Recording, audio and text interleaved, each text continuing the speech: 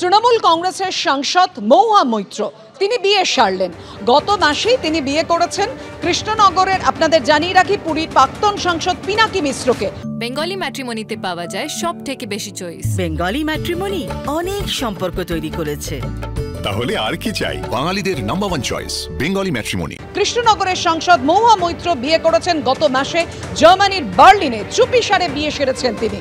বিস্তারিত জানাবেন, আমাদের সঙ্গে রয়েছেন আমাদের প্রতিনিধি আশাবুল হোসেন। আশাবুল, দেখো, মহুয়া মৈত্র তিনি নিজেও জানিয়েছেন, কিছুক্ষণ আগে তার সঙ্গে কথা বললাম এবং তিনি জানালেন হ্যাঁ, তিনি নতুন জীবনে প্রবেশ করেছেন এবং পুরীর প্রাক্তন সাংসদ, বিজু জনতা দলের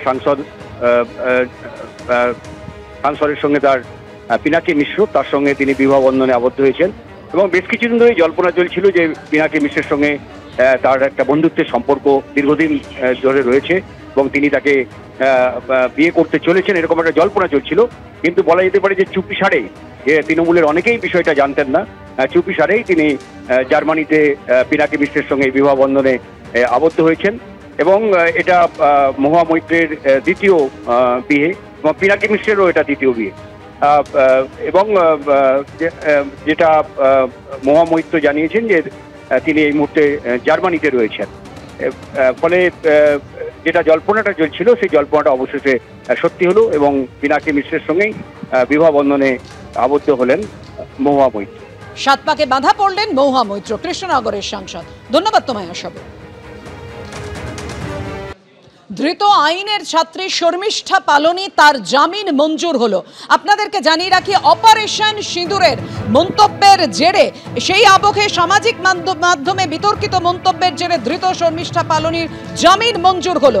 আবেদন মঞ্জুর করলো কলকাতা হাইকোর্ট। গুরগাঁও থেকে গ্রেফতার হওয়া শর্মিষ্ঠা পালনির অন্তর্বর্তী জামিনের আবেদন মঞ্জুর করলো আদালত। কি জানিয়েছে আদালত, কথা বলবো, আমাদের সঙ্গে রয়েছেন আমাদের প্রতিনিধি সৌভিক। জানাও। দেখো, দীর্ঘ 3 ঘন্টা 10 মিনিটের বিচার প্রক্রিয়া এবং তারপরে মাননীয় বিচারপতি রাজা বসু চৌধুরী তিনি শর্মিষ্ঠা পালনির যে জামিনের আবেদন ছিল সেই অন্তর্বর্তীকালীন আবেদন মঞ্জুর করেছেন এবং তিনি বলেছেন যে 10,000 টাকার ব্যক্তিগত বন্ডে তার জামিনের আবেদন মঞ্জুর করা হলো। এছাড়াও তাকে ইনভেস্টিগেশনের ক্ষেত্রে সর্বতভাবে কোঅপারেট করতে হবে, সেই নির্দেশ কলকাতা হাইকোর্ট দিয়েছে এবং কলকাতা হাইকোর্টের তরফ থেকে এই নির্দেশও দেওয়া হয়েছে যে আদালতের অনুমতি ছাড়া এবং শিক্ষাগত কারণ ছাড়া তিনি এদেশের বাইরে যেতে পারবেন না, সেই নির্দেশও কলকাতা হাইকোর্টের তরফ থেকে দেওয়া হয়েছে।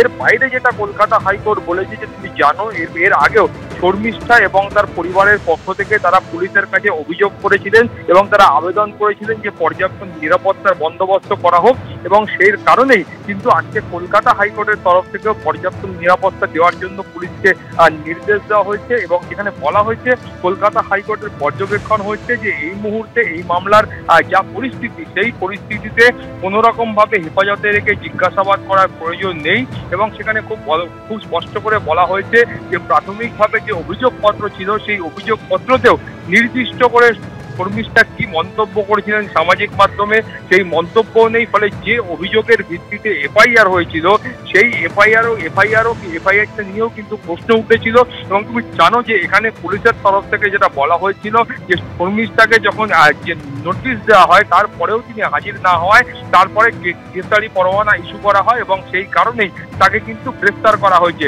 এখানে আদালতের পর্যবেক্ষণ হচ্ছে এই নোটিশ দেওয়ার প্রক্রিয়া যখন চলছিল বা শুরু হয়েছিল সেই সময় কিন্তু শর্মিষ্ঠা তিনি কিন্তু এখানে ছিলেন না, অর্থাৎ কলকাতায় ছিলেন না, তিনি কলকাতার বাইরে ছিলেন। এর পাশাপাশি মাননীয় বিচারপতি তিনি যেটা উল্লেখ করেছেন যে এই যেটাকে গ্রেফতারি পরোয়ানা বলে বলা হচ্ছে সেখানে কিন্তু শুধুমাত্র বলা হয়েছে যে পুলিশকে অধিকার দেওয়া হচ্ছে, তারা মনে করলে গ্রেফতার করতে পারে, কিন্তু এই মনে করলে বা অধিকার দেওয়া এই শব্দবদ্ধকে কখনোই গ্রেফতারি পরোয়ানা বলা যায় না, এমনটাও কিন্তু প্রাথমিক পর্যবেক্ষণে মাননীয় বিচারপতি বলেছেন। ফলে সব মিলিয়ে শর্মিষ্ঠা পালনির যে জামিনের অন্তর্বর্তীকালীন আবেদন ছিল সেই আবেদন মঞ্জুর করা হয়েছে।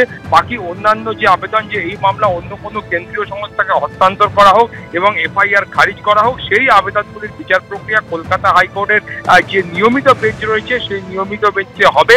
আপাততভাবে যে রিলিফ দেওয়া হয়েছে সেখানে খুব স্পষ্ট করে বলা হয়েছে যে অন্তর্বর্তী জামিনের যে আবেদন ছিল সেটা কলকাতা হাইকোর্ট আজকে মঞ্জুর করেছে।